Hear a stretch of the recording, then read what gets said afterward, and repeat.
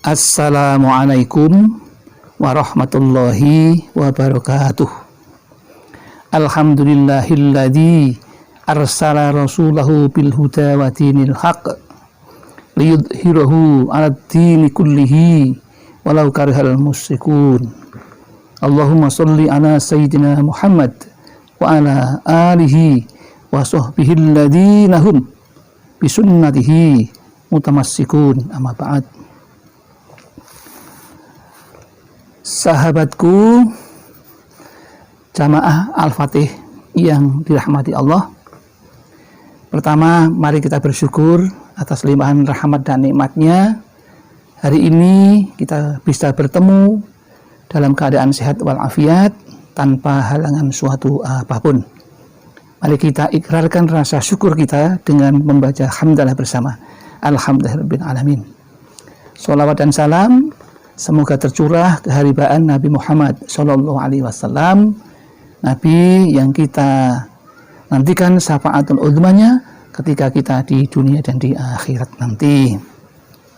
Selanjutnya, pada kesempatan yang baik ini kami ingin berbagi ilmu kepada saudaraku jamaah Al-Fatih Channel yang barangkali saat ini sedang dirundung dengan kesusahan karena banyaknya hutang yang harus ditanggung, atau barangkali sedang dalam kesulitan ekonomi, atau barangkali sedang kesulitan mendapatkan rezeki yang cukup.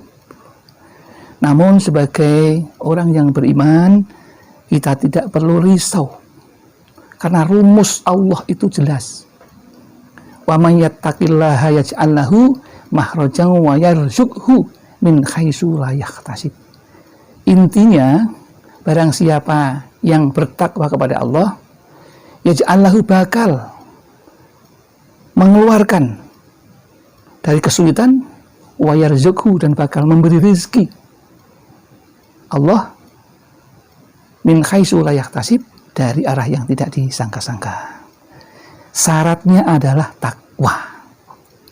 Maka mari kita tingkatkan ketakwaan kita tingkatkan iman kita.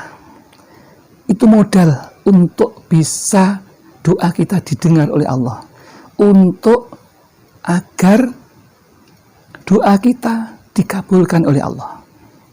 Rumusnya sederhana, iman dan takwa kuncinya. Iman itu kita artinya percaya kepada adanya Allah, pada kekuatan Allah, pada kekuasaan Allah, pada rezeki yang datang dari Allah. Itu harus kita percayai. Yang berikutnya, kemudian yang tidak kalah pentingnya, takwa kita.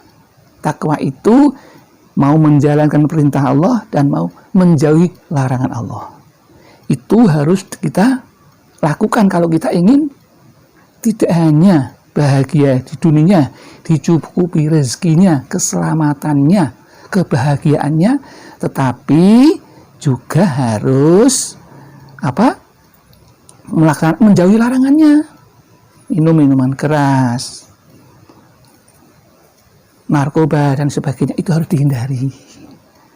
Maka kalau itu sudah menjadi syarat yang sudah dipenuhi, maka untuk urusan rezeki insya Allah banyak jalan untuk menuju rezeki yang banyak dan barokah.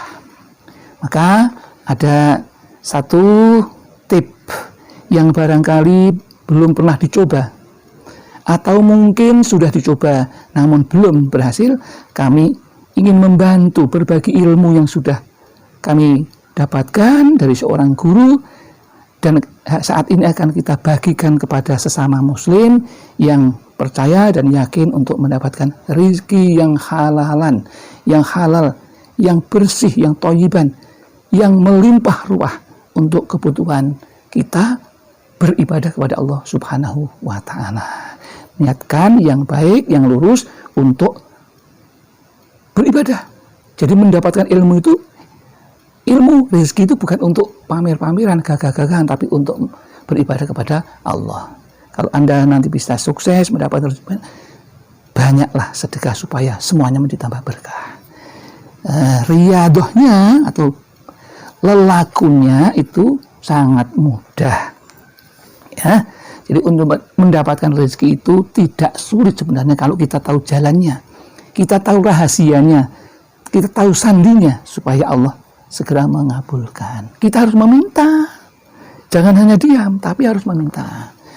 Biasakan yang pertama itu Anda untuk melakukan sholat 5 waktu yang rutin dulu, kemudian perbaiki bacaannya, sunnah-sunnahnya dan rukun-rukunnya itu tetapi dulu. Kemudian sunnah yang kaitannya dengan rezeki itu namanya sholat duha.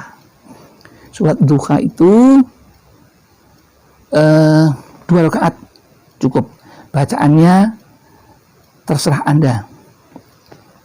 Jadi tidak perlu harus begini dan begitu. Tapi kalau ingin, karena yang namanya bacaan itu setelah niat, kemudian takbiratul ihram, baca iftitah, Fatihah, kemudian membaca surat.